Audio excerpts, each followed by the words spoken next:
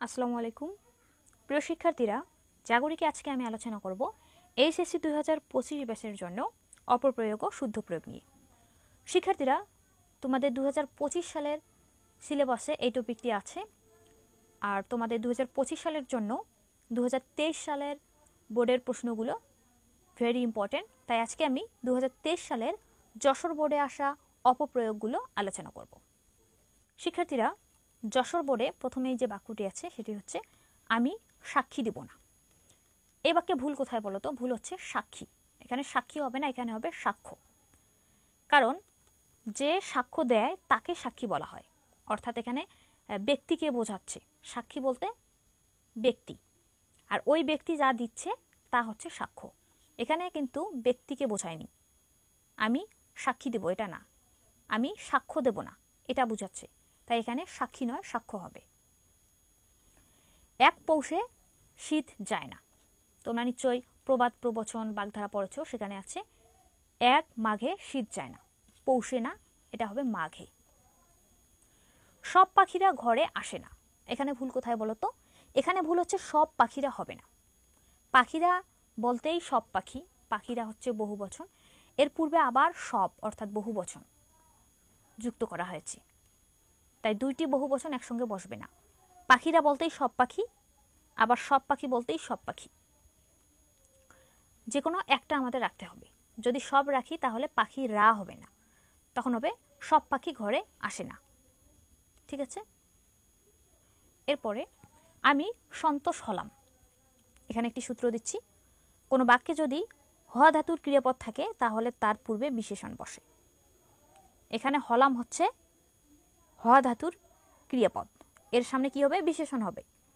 তাহলে আমরা লিখব আমি সন্তুষ্ট হলাম। সন্তোষ হলাম লেখা যাবে না। দৈন্যতা সবসময় ভালো নয়।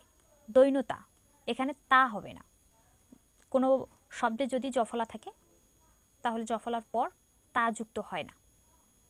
তাহলে এখানে কি হবে? দৈন্য অথবা দীনতা সবসময় ভালো নয়।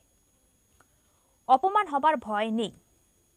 এখানে অপমান হবে না, এখানে হবে অপমানিত হবার ভয় নেই। কারণ এখানে একটু আগে আমি আলোচনা করলাম, যদি বাক্যের ক্রিয়াপদ হ ধাতুর হয় তাহলে তার পূর্বে বিশেষণ বসে।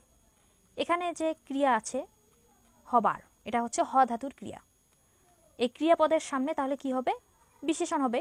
অপমান, এটা কিন্তু বিশেষণ নয়, এটা হচ্ছে বিশেষ্য। অপমানের বিশেষণ কি? অপমানিত। তাহলে আমরা লিখব অপমানিত হবার ভয় নেই। তিনি সস্ত্রীক নিউ মার্কেটে গিয়েছেন।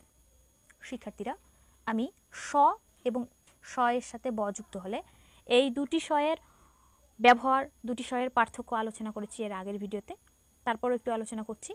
এই স মানে হচ্ছে শয়ের সাথে যদি ব যুক্ত থাকে তাহলে এই স মানে হচ্ছে নিজের, আর যদি শয়ের সঙ্গে ব যুক্ত না থাকে, শুধু স থাকে, তাহলে এই স মানে হচ্ছে সহ, সহিত অথবা সঙ্গে। তাহলে এই স মানে যদি নিজ হয় তাহলে এ বাক্যটির অর্থ কি হয় বলতো? তিনি সস্ত্রীক নিউ মার্কেটে গিয়েছেন, মানে তিনি নিজের স্ত্রী সহ মার্কেটে গিয়েছেন, বা তিনি নিজের স্ত্রী নিউ মার্কেটে গিয়েছেন। এটা ভুল। এর সঠিক হবে তিনি স্ত্রীকে নিয়ে, বা তিনি স্ত্রী সহ, বা তিনি স্ত্রীর সঙ্গে নিউ মার্কেটে গিয়েছেন। তাই এই স নয়, এই স ব্যবহৃত হবে। তাহাকে এখান থেকে যাইতে হবে। এখানে ভুল হচ্ছে, এটা সাধু রীতিতে ব্যবহৃত হয়েছে, বা এই শব্দটি হচ্ছে সাধু রীতির। এটা আমাদেরকে চলিত রীতিতে আনতে হবে।